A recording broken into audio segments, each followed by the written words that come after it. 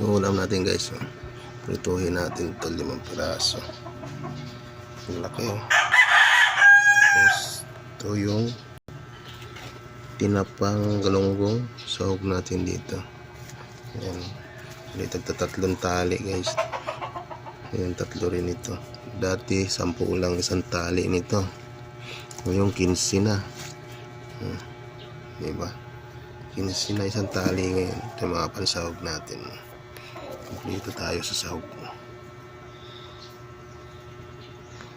Ulam natin ngayon, kailangan may gulay. Yun, sarap yan. Tapos pritong isda,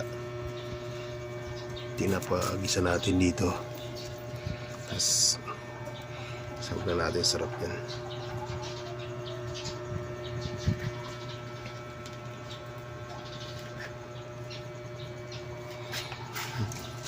Gandang dahon. Wala tayong tanim na hindi pala lumalago. Ito.